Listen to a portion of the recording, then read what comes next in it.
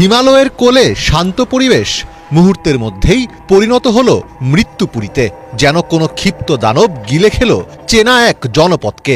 নেপালে আকস্মিক বন্যা ও ভূমিধসের এমন ভয়ঙ্কর রূপ দেখে আঁতকে উঠেছে পুরো বিশ্ব। প্রকৃতির ওপর মানুষের যে কোনো হাত নেই, সেই সত্যকে আরও একবার নির্মমভাবে জানিয়ে দিল নেপালের এই দুর্যোগ। স্থানীয়রা যখন দৈনন্দিন কাজে ব্যস্ত ছিলেন, ঠিক তখনই উজান থেকে 100 মিটার উঁচু দানবীয় এক পাহাড়ি ঢল ধেয়ে আসে। ভোটকোশি ও ত্রিশূলী নদীর গতিপথ ধরে এগিয়ে চলা এই ক্ষিপ্র স্রোত পুরো এলাকায় মারাত্মক ধ্বংসলীলা চালায়। রসুয়া, নুয়াকট ও ধাদিং জেলার ঘরবাড়ি, বাজার, 9টি জলবিদ্যুৎ প্রকল্প, একাধিক ব্যাংক শাখা, 9টি সেতু এবং প্রায় 40 কিলোমিটার হাইওয়ে সড়ক নিশ্চিহ্ন হয়ে গেছে। এক লহমায় গ্রাস করে নেওয়া এই দুর্যোগ কেড়ে নিয়েছে প্রায় 2 শতাধিক প্রাণ। এখনও নিখোঁজ রয়েছেন অসংখ্য মানুষ।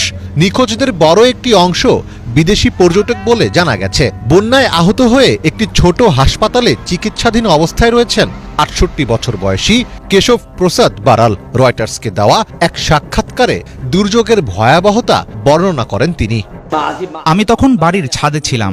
সুরক্ষার আশায় আমরা সেখানে আশ্রয় নিয়েছিলাম, কিন্তু বন্যার পানি এত উঁচুতে উঠে গিয়েছিল যে তা ছাদ পর্যন্ত ছুঁয়ে ফেলে। প্রায় 1 ঘন্টারও বেশি সময় পর পানি কিছুটা কমতে শুরু করে। এভাবে 4 থেকে 5 ঘন্টা কাটানোর পর শেষ পর্যন্ত একটি হেলিকপ্টার এসে আমাকে উদ্ধার করে নিয়ে যায়। কিন্তু আমার স্ত্রী এখনও কাদার নিচে কোথাও চাপা পড়ে আছেন।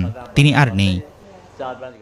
তবে এত বড় বিপর্যয়ের পেছনে ঠিক কি ঘটেছিল তার উত্তর এখনো পুরোপুরি নিশ্চিত নয়। তুষার ধসের আশঙ্কার পাশাপাশি ওই এলাকায় ভূমিকম্পের তথ্যও পাওয়া গেছে। যুক্তরাষ্ট্রের ভূতাত্ত্বিক জরিপ সংস্থা USGS জানিয়েছে, স্থানীয় সময় সকাল 8টা 37 মিনিটে তিব্বত এলাকায় 4.4 মাত্রার একটি ভূমিকম্প হয়। তবে এই ভূমিকম্পই বন্যার কারণ ছিল কিনা সে বিষয়ে এখনো কোনো প্রমাণ পাওয়া যায়নি।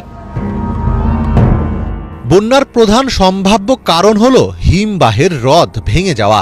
সংবাদ মাধ্যম রয়টার্সের এক